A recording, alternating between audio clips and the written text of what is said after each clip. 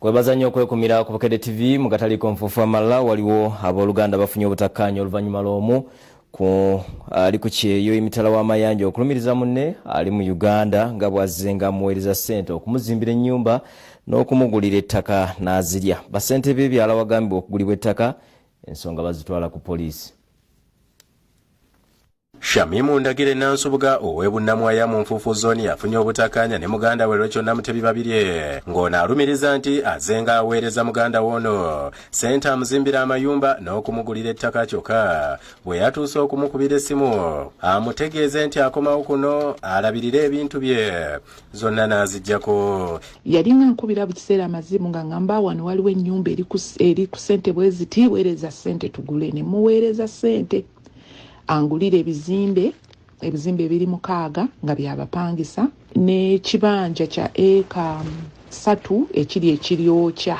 Kigambibwa nti Nansubuga bwe yagula ebintu yabisanga mu mannya ge mu kifo ky'okubissa mu mannya ga Namutebi. Ono ku lukomo lw'essimu alumiriza nti muganda w'ono oluvannyuma lw'okumussa ku nninga yamuweereza endagaano kwe yagulira ettaka wabula nga teziriiko mikono gy'abassente be babyalo. Kubanga ebizimbe byali bigulwa yaŋŋambanga nti buli chairman w'oku kyalo batudde bana nga buli muntu ayagala emitwalo 5 okusobola okutuula ng'okusayininga ku ndagaano. Agenda okumpereza endagaano n'endagaano zonna ziri mu mannya ge.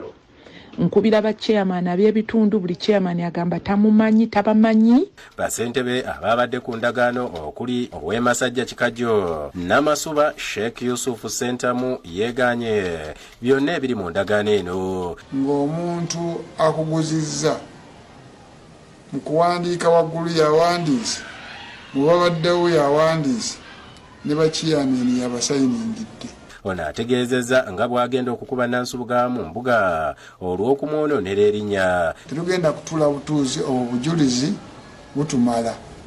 Tugenda kuggulawo omusango ku poliisi abantu abafaanana bwe batyo obakwate. Ssentebe omulala akkiriza nti Nansubuga bamumanyi ng'omugagga eyagula ettaka mu kitundu kino kyokka waliwo enkayana zaalambuludde. Kati n'atandika okudivelopingawo n'azimba kalina yali ekomye kumpi n'agyongerayo waggulu n'agenda ng'ayongerako n'obuntu obulala. Twali bakuzimba ekizimbe ebwebajja mu Akulite. Ploti eyo nayo yamala nejjamuko enkayana kirabika aba Akulite ate bamala ne bagiguza omulala. Omusasi waffe atuuseeko awaka wa Nansubuga ebunnamwaya nga taliyo nga n'essimu teziriiko okubaako by'atangaza ku nsonga zino. Yudaya Namyalo yakusakidde eggulire lino ku Bukedde TV.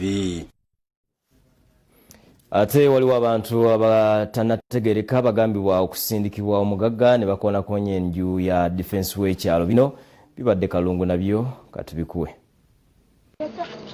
Ennyumba ekooneddwa ya John Kiwanuka ow'ebyokwenda ku kyalo Nattita Soweto mu Kalungu. Kiwanuka abadde n'abatuuze ayogedde byonna ebimutuusiddwako mu kiro era ng'alabye abantu kyokka n'atya okubanga nga abamenya ennyumba ye. Nneeyambisa akadirisa kukola baakaggule kakati n'ensoka n'empuliza naye nga mpulira ebintu bikoonera wano. Kyokka bw'akubidde essimu abakuumaddembe okufuna okuyambibwa olwo ne balenya emmotoka ebadde zigizza amataala ne badduka. Era siira muntu mulala gwe mpaayiriza kubanga nannyini ttaka yajja nga nsoose okuyiwa amatafaali nga sinaba kuzimba. Nambuuza Kiwanuka ani yakukkiriza okuyiwa amatafaali ne mubuuza amatafaali n'aligayiryewa ku kibanja ekyalo. Nambuuza ani yakuguza ne mugamba mwami Lukenge John ye yanguza ekibanja kino nakigula 2,700 ye nga tannawa na kufuna busika wanga ye musika ku ttaka lya kitaawe. Omumyuka wa RDC Sala Nanyanzi atuuseeko mu kifo kino nayogera ku ndowooza z'ettaka lino. Kiwanuka alaze ebibaluwa ebyabasuulirwa nga balagira okwamuka ettaka eryo. Ekiwandiiko kiri eky'Oluganda kigamba nti ndabuddwa okuva ku ttaka ly'Obusiraamu. Nze ekibanja ekyo kyasooka kuba kyaffe kya mwami wange. Kati mwami wange ekibanja n'akiguza mwami Lukenge. Kati Lukenge n'aguza mukulu John. Naye bukyambeerawo nze nange najja kuno nga nafumbirwako nga ndi mwana muto naye nkaddiye. Siwulirangako Omusiraamu yenna agamba nti wano alinawo ki akakwate konna. Yasooka n'atema ebitooke by'omukyala wali mmanga. Olwaddako n'aleka okutiisatiisa era ennaku ezo alina n'ebiwandiiko byawandiika nga bagamba bave ku ttaka.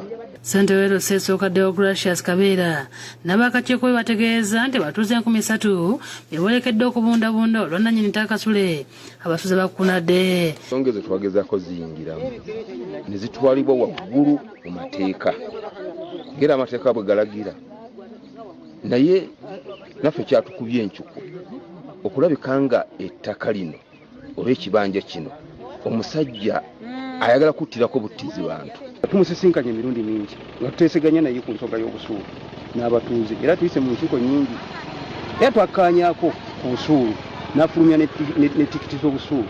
Tabanyina omusajja ebbanga ddene nga tugenda tukuba omiranga emingi egy'enjawulo ntayambibwa. Kati nsaba tukuba omulanga wa IBC Nakalema batuyambe. Hajati Nanyanza bagumiza n'agenda ewa Kasule n'atamusangayo kyokka ne boogezeganya ku lukomo lwa simu nga mutegeeza nti ali mu kweyawula olw'ekirwadde kya COVID-19. Ono yogera ne Nanyanza Sara. Gendisebo. Ndi mu COVID isolation. Ng'olabya nti otabaala nnyo mu bibanja. Tebibanja tabaala wangeka. Otabaala wuwoka. Omanyi nina kamera z'okwo. Ngezaho okutika kamera okulaba kyekyabaddewo nekiki kye baakoze ewange. Ngambye omugundi technician so kampe footage wanga bankubidde nze si musajja bankubidde ku makya. Omanyi babadde n'enkaana ku kibanja ku ttaka lyange ate eritali lyabwe. Akateeza nti Wanuka n'abalala ettaka lye bakalanda si lyabwe kyokka nga Nanyanza asabye Kasule okuteeseganya n'abaliriko. Sennabuli abaagala ayina ye akusakidde eggulu eno ku Lwabukedde TV.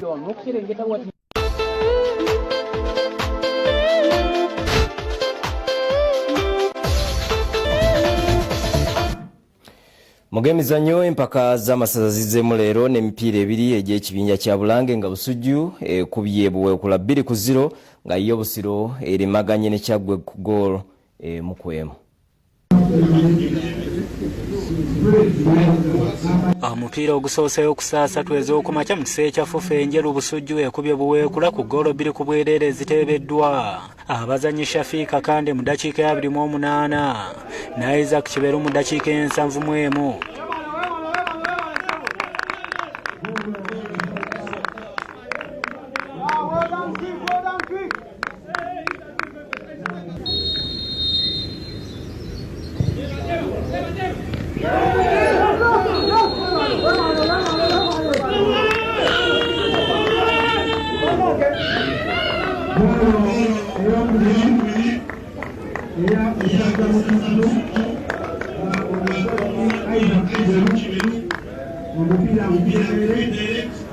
Twasuze tukimanyi era tugoberera nnyo instructions z'abakochezi baffe ne tusobola okuwanga omupiira gwa Leero 2-0. Naye kimanyi omupiira gw'olwokubiri tujja kugezaako oguwangula era tugezeeko okuyitawo nga banamba 2. Tulozinze with a big margin naye nga tukyalinayo omukisa katulabe ebiva mu mupiira oguddako tulyoke tweterezeemu kuba tugenda kuddamu tutuula naye nga ne barefalis nabo balina engeri gye batukosezaamu ne batujja ku mulamwa. Omupiira ogwokubiri oguzannyiddwa ku ssaawa 6 ez'emisana Busiro abakulembedde ekibinja kya Bulange remaganye ne Kyaggwe ku goolo 1-1. Kyaggwe yasoose okuteeba mu ddakiika ya 31 ng'eyita mu muzannyi Ronald Obere.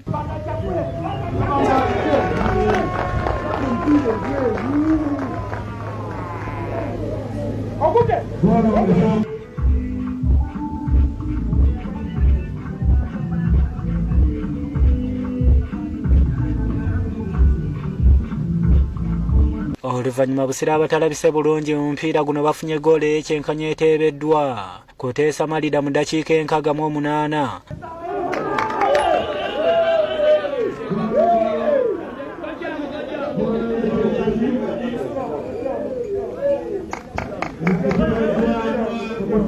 Busiro ekyakulembedde ekibinja kya Bulange n'obubonero 7, Kyaggwe 5 nga Busujju ne Buweekula balina obubonero 4 buli omu nga Buvuma.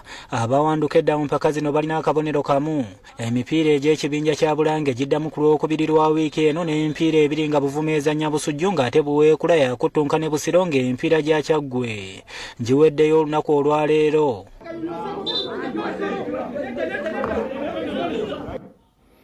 Ate bo Bannabyamizannyo ab'enjawulo baliko bye boogedde ku mwaka guno omupya ogwa 2021.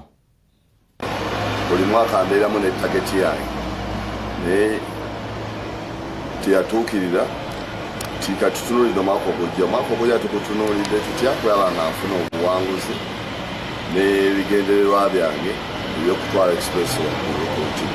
Twagala kulaba nti at least abazanyi b'omupiira njagezaho okulaba nga ngezaho okutuukirira abasambi b'omupiira nga chairman wa ex internationals abo naddala bakyasamba omupiira n'abamaze omupiira ngezaako okulaba nti tubayamba ne bannange to educate them about what the future is in football.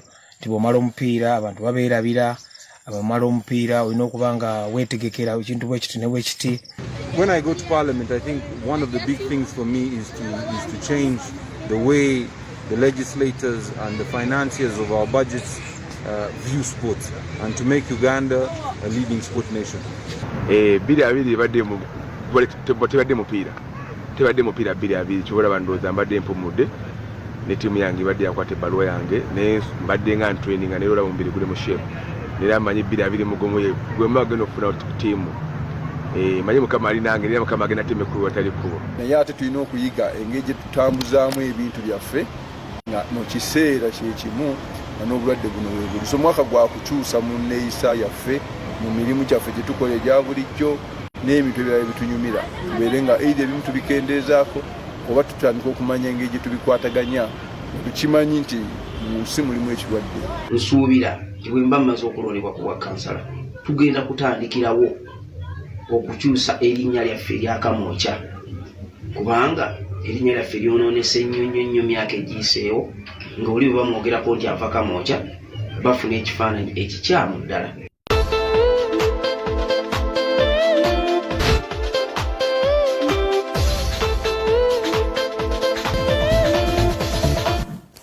Bwegatyo bwegagenza agolwaleero nkwebaza nnyo okulaba Bukedde TV tubaagaliza omwaka 2021 ogw'emirembe n'essanyu wakati mu kwekuuma ekirwadde kya COVID-19. Nze kuteesa George Williams ne mulungi Mebo. Musule bulungi mweraba.